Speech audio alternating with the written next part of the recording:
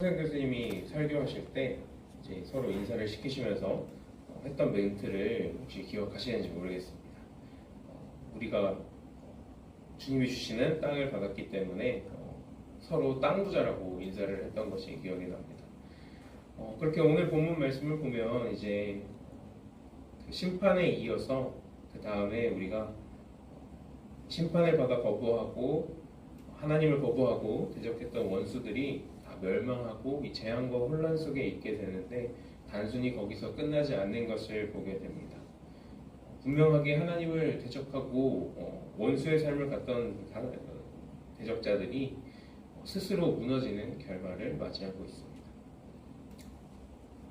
우리가 좀 더 주목해서 보기 원하는 부분은 그들이 무너지는 부분이 아니라 그 다음 부분입니다.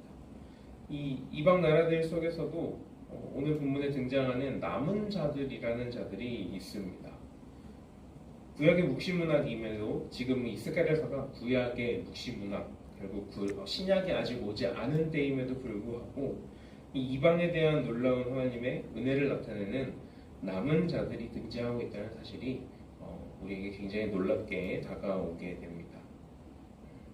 이 복음에 대한 정수가 이미 예수님이 오시고 신약 시대의 사도들이 신약 신학의 정수를 정리하기도 전에 이미 완벽한 구원의 스토리의 짜임새가 완성되어 있는 것을 우리가 이 본문을 통해서 확인할 수 있게 됩니다. 결국 이스라엘뿐 아니라 이방에서도 하나님의 구속 사역이 하나님이 주시는 놀라운 은총이 부어지고 있는 것입니다. 이 이방인들은 그냥 우리가 이 본문에서 읽었을 때 그냥 읽어서 다가오는 의미의 남은 자라고 바라보는 것이 아니라 문맥을 자세히 들여다보면 이들이 어디서 남은 자를 의미하고 있냐면 예루살렘을 공격하러 온 하나님의 원수들, 하나님을 대적하고 거부했던 자들이라는 것입니다.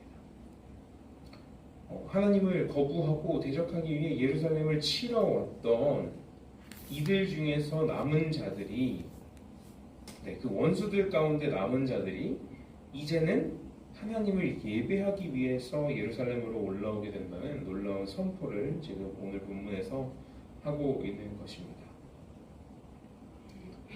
이것이 정말로 우리가 아는 복음의 신비라고 할 수밖에 없는 하나님의 구속 사역입니다. 하나님을 믿지 않고 적대하며 욕하고 멸시했던 자들 중에도 하나님을 예배하는 자들이 나오게 된다는 놀라운 구속사역이며 복음의 선포입니다. 이것이 예수 그리스도가 오늘 신약 시대에 우리에게 알려진, 이제는 현대에는 너무나도 많이 알려진 복음에 접한 사람들에게는 지극히 당연하게 쉽게 다가오는 일일 수 있지만 이 구약 시대에 오늘 본문이 선포되고 있는 시점을 생각해 볼 때 이 복음의 역사가 얼마나 말도 안 되는 기적의 역사인지, 그리고 얼마나 파격적이고 정말로 충격적인 일인지 우리가 다시 한번 생각해 보게 됩니다.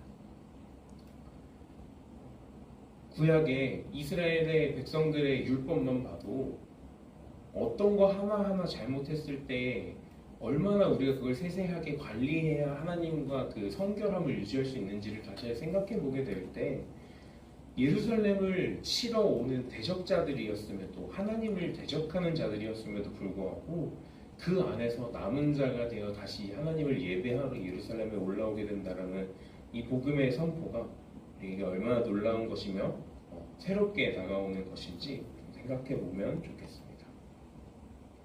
더욱 놀라운 점은 하나님이 이 구약의 시점에서도 그런 대적자, 원수들의 과거를 기억하시고 차별하시는, 배척하시는 것이 아니라 오히려 그런 자들을 더 들어 사용하시며 하나님의 사랑이, 은혜가 얼마나 측량할 수 없는지를 직접 보여주고 계신다는 겁니다.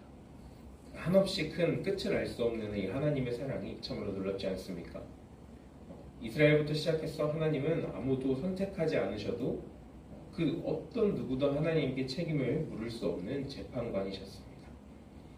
그럼에도 불구하고 하나님은 이스라엘을 넘어서 감히 하나님과 대적했던 이방인들까지도 하나님의 은총을 입을 수 있도록 허락해 주셨습니다. 이것이 우리가 오늘날 우리에게 주어진 우리에게 선물로 온 복음의 놀라운 이야기입니다. 우리가 복음을 믿고 붙잡을 수 있는 이유도 여기서부터 시작하는 것이 아닐까 생각합니다.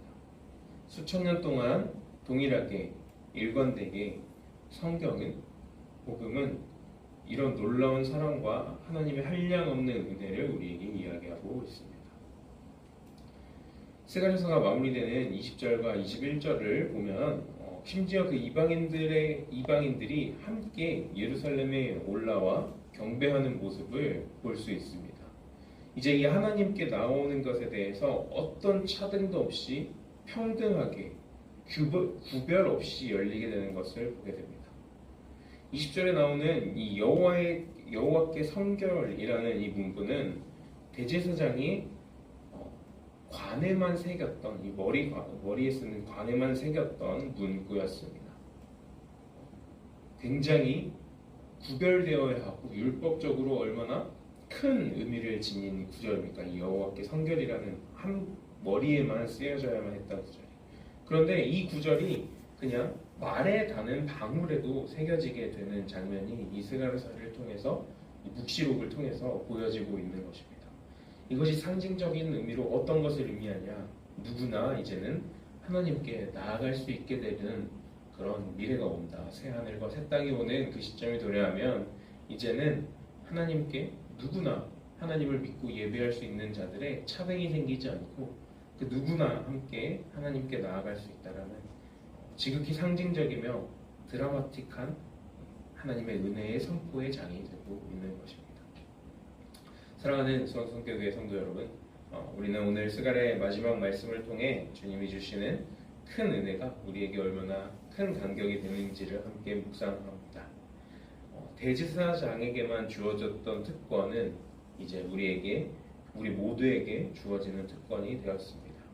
그 특권을 가지고 오늘 하루도 이 하나님께 나아갈 수 있는 이 특권을 가지고 기뻐하며 그 특권을 누리는 주님의 자녀로서의 삶을 사시기를 주님의 이름으로 축원합니다.